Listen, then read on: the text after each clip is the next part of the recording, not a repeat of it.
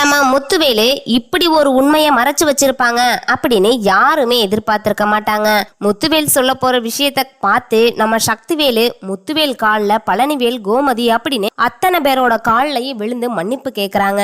அப்படி என்ன உண்மையை சொன்னாங்க அப்படிங்கறத தான் இந்த ஸ்டோரியில பார்க்க போறோம். ஸ்டோரி பிடிச்சிருந்தா மறக்காம லைக் பண்ணுங்க. இங்க பாத்தீங்கன்னா நம்ம முத்துவேலு வக்கீல் கிட்ட உட்காந்து பேசிக்கிட்டு இருக்காங்க. அப்ப முன்னாடி வந்த சக்திவேலு, அண்ணே என்னண்ணே எல்லாம் நான் சொன்ன மாதிரி தானே பிரிக்கிற அப்படின்னு சொன்னதும், என்னடா என்ன நீ சொன்ன மாதிரி பிரிக்கணும், நம்ம அம்மா விருப்பப்படி இந்த சொத்தை நாளாதான் பங்கு போட போறேன் அப்படின்னு சொல்றாங்க.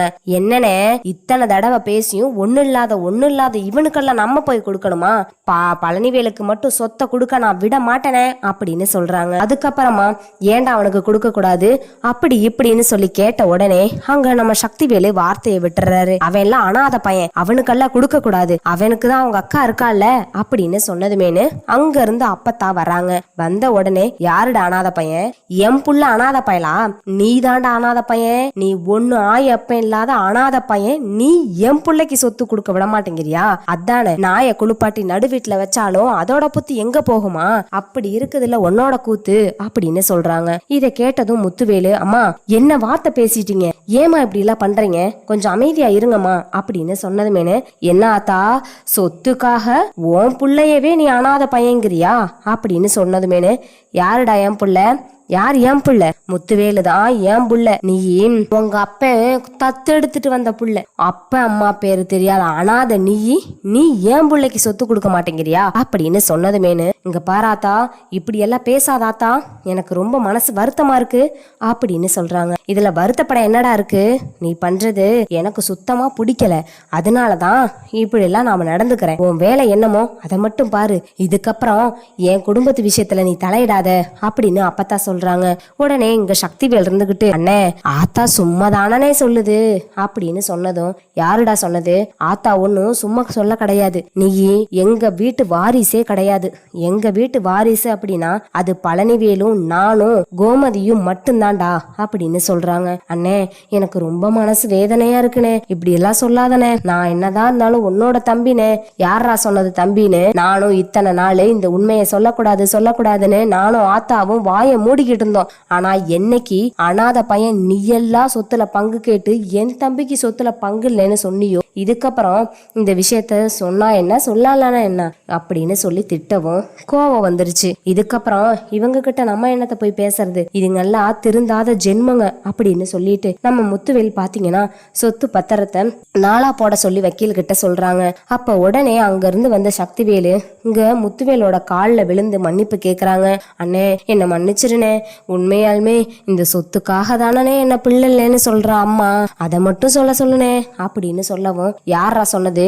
நான் சொத்துக்காக தான் உன்னை என் பிள்ளை இல்லைன்னு சொல்லி ஒன்ன மாதிரியா, என் புத்தி ஒன்ன மாதிரியான்னு கேட்டேன். நான் ஒன்னும் அந்த மாதிரி இருக்கணும்னு அவசியம் இல்லடா, உன் வேலை என்னமோ அதை மட்டும் பாருடா, தேவையில்லாம பிரச்சனையை உண்டு பண்ணாத அப்படின்னு சொல்றாங்க. யாரு என்ன சொன்னாலும் சரி, இதுக்கப்புறம் நீ சொல்ற மாதிரியோ மத்தவங்க சொல்ற மாதிரியோ என்னால இருக்க முடியாது. இங்க பாரு முத்துவேலு, சக்திவேலுக்கு ஒரு நயா பைசா கூட கொடுக்க கூடாது, நம்ம மூணா போடு பங்க அப்படின்னு சொல்றாங்க. அதுக்கப்புறம் இங்க அழுகிறாரு சக்திவேலு, எனக்கு சொத்து இல்லைன்னு சொல்லிட்டா கூட பரவாயில்ல, சொந்தம் என்னோட அண்ணன் எங்க அம்மா இவங்கெல்லாம் இல்லைன்னு சொல்றதுதான் என்னால தாங்கிக்க முடியலன்னு சொல்லி அழுகுறாங்க. அப்ப உடனே, ஏண்டா உன்னால இதை தாங்கிக்க முடியல, இது பொய் ஒண்ணும் கிடையாது, கட்டுக்கதை கிடையாது, இது முழுக்க உண்மை. இத்தனை நாளும் நீ வேற பிள்ளை அப்படின்னு நாங்க எதுவும் வேறுபாடு பார்த்திருப்போமா? சொந்த புள்ள மாதிரி வளர்த்து உன்னை அப்படி பார்த்துக்கிட்டோம். ஆனா இன்னைக்கு உன் வாயில இருந்து எப்படி ஒரு வார்த்தை வரும்னு யாருமே எதிர்பார்க்கல. நீ நினைச்சுக்கிட்டு இருக்கிற இந்த குடும்பத்துக்கும் சரி, நம்ம அண்ணன்ல இருந்து எல்லாருமே நம்மள மதிச்சுக்கிட்டு இருக்காங்கன்னு. ஆனா எங்க வார்த்தையை விட்டுருவோமோன்னு உங்க அண்ணன் ஒவ்வொரு நிமிஷமும் பார்த்து செஞ்சுக்கிட்டு இருந்தான். ஆனா அவன் பேச்சையே கேட்க மாட்டேன், சொத்துல நான் சொல்றதான் நீ கேட்கணும்னு என்னைக்கு அவனையே நீ ரூல்ஸ் பண்ணையோ, இதுக்கப்புறமும் இந்த வீட் உனக்கு இருக்கிறதுக்கு தகுதியே இல்லை அப்படின்னு சொல்றாங்க. இவங்க ரெண்டு பேரும் சொன்னதை கேட்டு ரொம்பவே ஃபீல் பண்றாங்க நம்ம சக்திவேலு.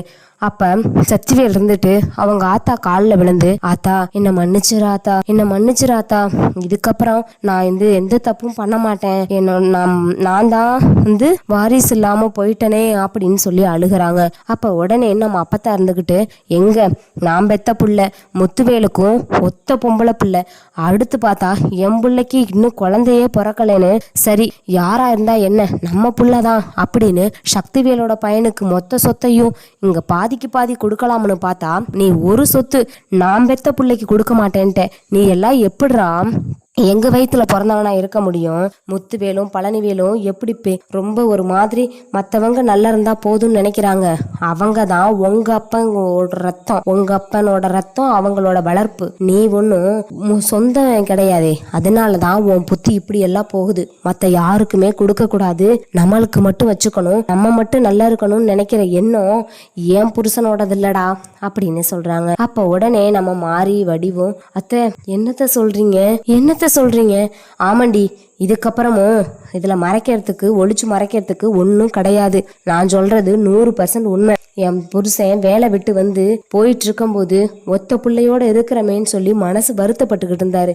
அப்ப இவன் சோத்துக்கு இல்லாம தண்ணிக்கு இல்லாம பட்ட கஷ்டத்தை டெய்லியும் பார்த்துருக்காரு. ஒரு நாள் இவன் ரொம்ப சின்ன பிள்ளையா இருக்கும் போதேன்னு அவங்க அப்பா அம்மா 2 பேருமே இறந்துட்டாங்க. பிள்ளை அழுததை தாங்கிக்க முடியாம ஒரு நாள் பாலூட்டி வளர்க்கலாம்னு தூக்கிட்டு வந்தவர் தான். பால் ஊட்டி இவங்க சொந்த பந்தத்துக்கிட்ட விட்டுறலாம்னு தூக்கிட்டு வந்தவர் நாங்களும் பாலூட்டி சீராட்டி தாளாட்டி வளர்த்தோம். ஒருத்தர் கூட நான் தான் இவங்க சொந்தம்னு பார்க்கவும் இல்லை, அவங்க அப்பனையும் அம்மாளையும் யாரும் ஏறெடுத்து பார்க்கல. அதனால சரி, இந்த குழந்தையும் எவ்வளவு தின்ற போது, நம்ம பிள்ளையோட சேர்ந்து இந்த பிள்ளையும் வளர்த்து விடு அப்படின்னு உங்க அப்பா சொன்ன அந்த ஒரு வார்த்தையை கேட்டு நானும் இத்தனை நாள் உன்னை நீ வேற புள்ளதான், உன்னை ஏன் புள்ள மாதிரி தான் நான் வளர்த்தேன். என்னைக்காச்சும் உனக்கு வேறுபாடு காட்டியிருக்கனா? பழனிவேலு கூட என்னை பிரிஞ்சு போனாலும் போகட்டும்னு நான் அமைதியா இருந்தனே தவிர, ஆனா உன்னை ஒரு நாளாச்சும் நான் விட்டு கொடுத்தனா? ஏன் நம்ம புள்ள அவன் நாளைக்கு என்ன நினைப்ப? நம்ம அம்மாவா இருந்தா நம்மளை இப்படி பார்த்துருக்குமா அப்படிங்கிற ஒரு எண்ணம் ஓ மனசுல வந்துடக்கூடாது. யாரு மூலியவானாச்சும் இந்த உண்மை உனக்கு தெரிஞ்சிச்சுன்னா நீ ரொம்ப மனசு வேதனைப்படுவேன்னு நான் இத்தனை நாளும் அதை மூடி மறைச்சேன். ஆனா நீயே இப்படியெல்லாம் இருப்பேன்னு சத்தியமா நான் நினைச்சு கூட பார்க்கல. மனசு அம்புட்டு வேதனையா இருக்குடா. பிள்ளைங்க பெத்தவங்களுக்கு கெட்டது பண்ணாட்டி நல்லது பண்ணாட்டி கூட அவங்கள மனசு கஷ்டப்படுத்துற மாதிரி எதுவுமே பண்ணாம இருந்தா போதும். ஆனா நீ ஒரு தாய் உயிரோட இருக்கும்போது எந்தெந்த சந்தோஷம் அனுபவிக்கணுமோ அதை எதையுமே கொடுக்க முடியாம பல பிரச்சனையை உண்டு பண்ணிட்ட. இதுக்கப்புறம் உன்கிட்ட என்ன பேச்சு வேண்டி கிடக்குது அப்படின்னு உள்ள போறாங்க. அதுக்கப்புறம் பாத்தீங்கன்னா நம்ம குமரவேலு தன்னோட அப்பா கிட்ட போய் அப்பா அப்படின்னு கட்டி பிடிச்சு 2 பேரும் அழுகுறாங்க. நம்ம பெரியப்பா இல்லனா இந்நேரம் நீங்க இல்லனா இந்நேரம் நான் இல்ல, நம்ம பெரியப்பா எவ்வளவு நல்லவரு அப்படின்னு சொல்லி அப்பதான் நம்ம குமார் பாத்தீங்கன்னா முத்துவேலைய புரிஞ்சுக்கிறாரு. முத்துவேல் இருந்துகிட்டு தனியா போய் அங்க ரூம்ல உட்கார்ந்து போது பின்னாடியே போறாங்க நம்ம சக்திவேலும் நம்ம குமரவேலும். போன உடனேன்னு அண்ணே அப்படின்னு சக்திவேல் கூப்பிடுறாங்க. அப்ப உடனே நம்ம குமார் இருந்துகிட்டு, பெரியப்பா நாங்க பண்ணது அத்தனையும் தப்பு பெரியப்பா, எங்களை மன்னிச்சிருங்க பெரியப்பா அப்படின்னு பொசுக்குல காலில் விழுந்துடுறாங்க. அப்ப உடனே முத்துவேல் இருந்துகிட்டு, நான் யாருடா, நான் எதுக்கு உங்களை மன்னிக்கணும்? நீங்க அப்படி மன்னிக்கிற மாதிரி என்ன தப்பு செஞ்சீங்க? நீங்க ஒன்றும் பண்ணல, நான் தான் பல தப்பை பண்ணி பல பிரச்சனையில மாட்டிக்கிட்டேன், என்ன மன்னிச்சிருங்கடா அப்படின்னு சொல்றாங்க. பெரியப்பா உண்மையை சொல்லணும்னா எனக்கு உங்க காலை எத்தனை தடவை கழுவி குடிச்சாலும் எனக்கு புத்தி வராது. இப்படிப்பட்ட உங்களை போய் நான் கொல்லணும்னு நினைச்சனே, உண்மையா என் வாழ்க்கை ஏன் தான் இப்படி இருக்கோ தெரியல. என் கடவுளே நீங்க தான் பெரியப்பா என்னோட கடவுள், உங்களை போய் நான் இப்படி பண்ணிட்டேனே அப்படின்னு சொல்லி ரொம்பவே மனசு வருத்தப்படுறாரு.